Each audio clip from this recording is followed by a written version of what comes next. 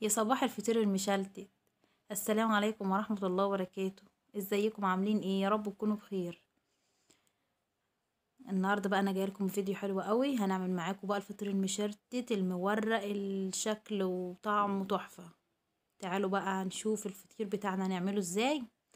انا كده معايا 3 كيلو دقيق، هنزل عليهم معلقة من الملح واقلبهم كويس زي ما انتم شايفين بالشكل ده كده. معايا بقى ميه عاديه من حنفيه خالص، تكون بس ايه دافيه كده. هنزل بقى بالميه، ايد بتقلب وايد بالميه بتنزل بيها. تمام زي ما انتم شايفين كده. اختي ربنا يديها الصحه والعافيه هي اللي بتعجن الفطير.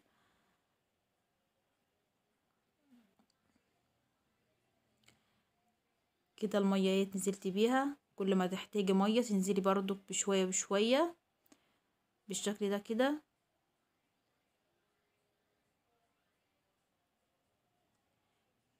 لمي الدقيق بقى كله ببعضه.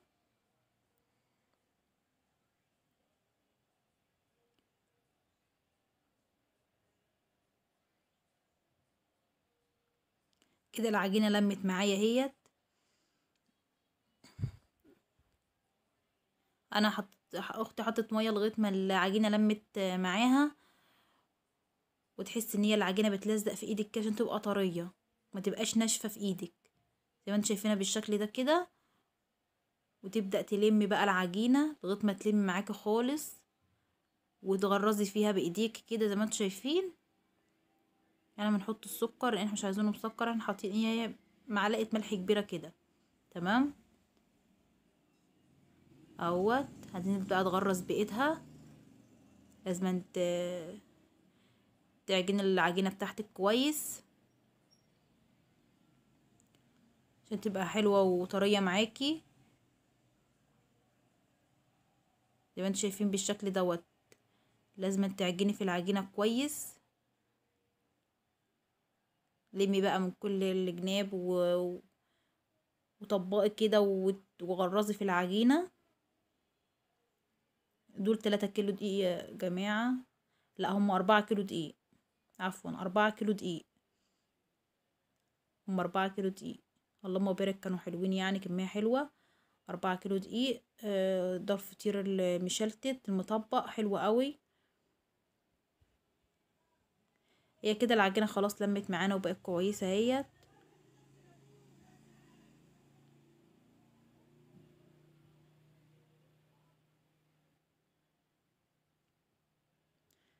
كده خلاص بقى العجينة لمت.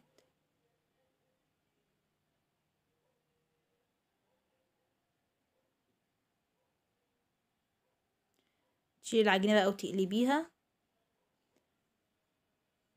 قلت لكم متنسوش تعملوا لها لايك.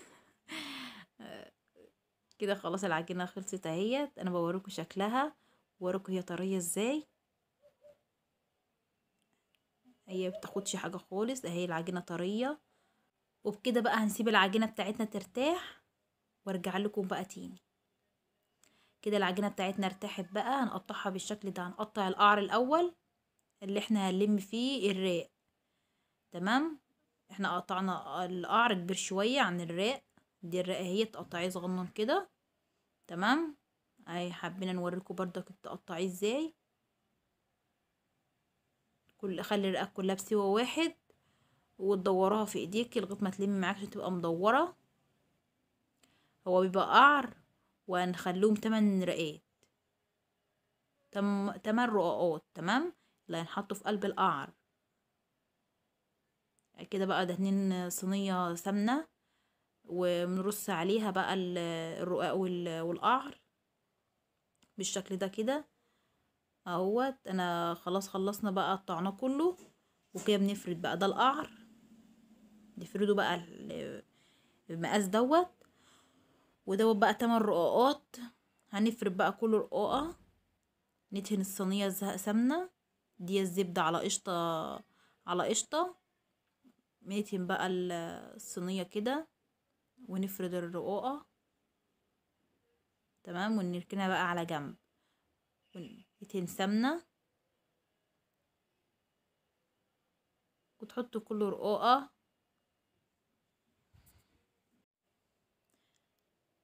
كده بقى، تحط كل رقاقة فوق بعضها، تدهني زبدة وتحطي الرقاقة بالشكل ده ما انتوا شايفين كده، تخليهم كلهم بسوا واحد. ايوه كده تمام.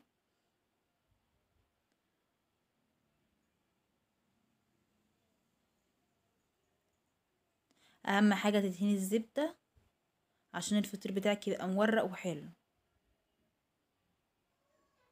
ما انتوا شايفينها بالشكل دوت كده.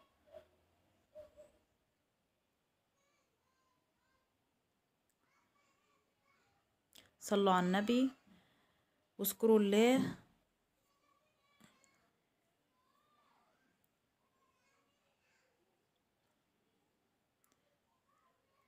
كده الفطيرة اهيت خلاص اهوت. اخر رقاقة بقى هنعملها، وتدهني ما بين كل رقاقة ورقاقة زبدة يا جماعة عشان الفطير يبقى مورق.